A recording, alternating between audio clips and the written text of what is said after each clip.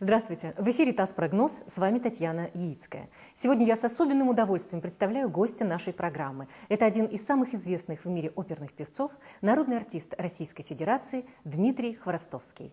Здравствуйте, Дмитрий Александрович. Здравствуйте. Вы не часто бываете в нашем городе, но каждый ваш визит – это событие в культурной жизни Екатеринбурга. И хотелось бы узнать, с какой программой вы приехали на сей раз, буквально в нескольких словах. Будет звучать программа, состоящая из романсов Чайковского, Метнера и Рахманинова. Замечательно. Я бы хотела спросить, вот вы имеете возможность сравнивать. Скажите, пожалуйста, со временем как-то меняется аудитория оперных залов или нет? То есть какова динамика? Аудитория в некотором роде меняется, но не в такой прогрессии, которая хотелось бы мне. В основном в больших оперных театрах, особенно на престижных спектаклях, присутствуют одни седые головы. Особенно в престижных спектаклях, на открытиях сезона, на премьерных спектаклях видишь одни седые головы. Это очень интересно смотрится. Такой, знаете, белый, пегий зал. Вот. Но тем не менее, случается так, что во многих театрах существуют определенные программы, которые пропагандируют оперное искусство среди студенчества. Многие концерты проходят. Я знаю, что вот особенно в Соединенных Штатах Америки с камерными концертами мне приходилось и приходится выступать в больших университетских городах перед, как правило, университетской публикой, студенты. И это радует.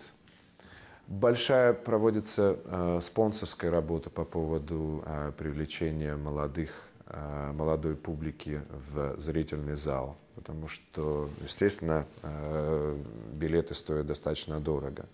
И для того, чтобы студент позволил себе пойти на оперный спектакль, нужно сделать так, чтобы он смог купить билет. По данным опроса, большинство россиян в театры не ходят. Каждый пятый опрошенный, 22%, вообще никогда там не был. Каждый второй, 48%, когда-то был, но практически не посещает подобные заведения. Бывают в театре раз в год, а то и раз в 2-3 года 15% респондентов. 11% опрошенных ходят на спектакли несколько раз в год. И лишь для 2% россиян посещение театра – это образ жизни. Они бывают там несколько раз в месяц. Вот есть ли такое понятие популярность? То есть рассчитываете ли вы, ориентируетесь ли вы на то, что будет интересно слышать зрителю? Какие это критерии? Ну, безусловно, в принципе, я руководствуюсь именно этим. Я с некоторых пор начал исполнять музыку более популярную, песенную музыку, песни военных лет, популярные песни советского времени, популярные неаполитанские песни, популярные старинные русские народные песни, русские романсы, популярные арии. Непопулярные арии, любимые арии, которые совершенно могут быть непопулярными и так далее. В принципе, я доволен тем, что мне предоставляется возможность, знаете, так лепить некоторые такой, знаете, комок, салат из того, что должно понравиться публике, из того, что публика должна съесть во время этого, значит, удовольствия, проглотить некую там какую-то, ну, не совсем известную пилюлю, там, какую-то горькую. Это тоже интересно делать. И наблюдаешь за реакцией, и получаешь какое-то определенное, особенное, что ли, удовлетворение от этого.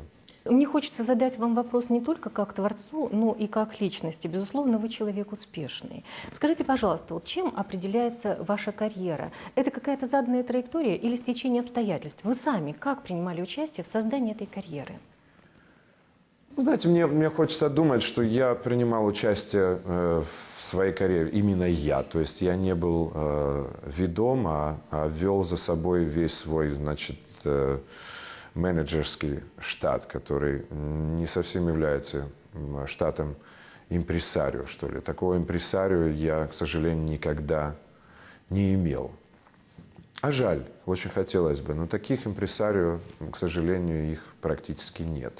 Те люди, которые способны брать на себя ответственность и вести неоперившийся молодой талант, руководить им.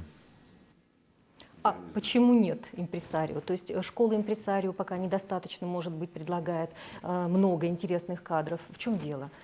Или это обусловлено тем, что вы начинали карьеру именно в России? Нет, именно карьеру, я говорю о карьере за рубежом России. Потому что в России слишком все было как-то зелено еще, и я это уже плохо помню. То, что в России началось до начала моей, значит, ну, как бы сказать, ну, большой, что ли, карьеры. Карьеры назвать было трудно, потому что я как-то так выстрелил сразу, совершенно неожиданно и для себя, и для других, и началось вот то, что началось. А до этого я был просто солистом Красноярского оперного театра, достаточно успешным, и уже супер молодым и любимым, и очень поддерживаемый и публикой, и властями. Вот. Но это было только в каком-то локальном, что ли, виде. И, к сожалению, вот этих, вот я говорю об институте импресарио, они просто не существуют, но они существовали раньше. Допустим, были знаменитые, ну, хорошо знакомые русским артистам и русской, может быть, публике, такие как Сол Юрок, которые привозили еще и Шаляпина, и Архипова с ним выступала, она мне очень много о нем говорила. Для того, чтобы быть импресарио, должен знать очень много, быть по-своему авантюристом, человеком рискующим не за себя, а за твое детище. Это очень большая ответственность, поэтому все боятся этого делать. Понятно. Скажите, пожалуйста, а сами как бы вы определили, с какого года началась ваша карьера, ваш старт? То есть, на ваш взгляд? 89-го. 89-й, 90-й год, конец 89-го, начало 90-го года.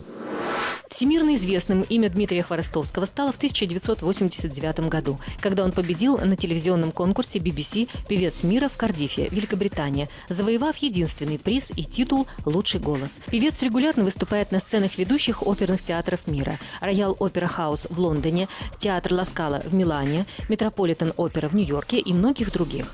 В России певец выступает на сцене Мариинского театра оперы и балета в Санкт-Петербурге, в Московском театре «Новая опера». Вы выступаете в самых известных залах и театрах мира.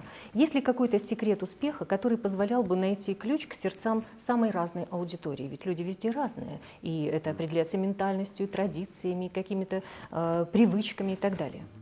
Предельная искренность того, что ты делаешь на сцене. Искренность и невозможность халтурить. Дмитрий Александрович, как вы относитесь к сотрудничеству искусства и бизнеса? И вот ваше партнерство с МДМ-банком – это единственный проект или один из этапов сотрудничества? Пока что это первый проект. Сегодня мы встретились с одним из представителей этого банка, с Ильей. Безусловно, мы будем разговаривать, будем делиться нашими какими-то идеями, планами. Наверняка что-то такое должно произойти.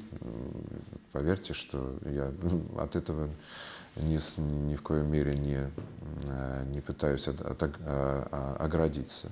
Я думаю, что наши контакты позволят сделать и родить что-то такое интересное в будущем.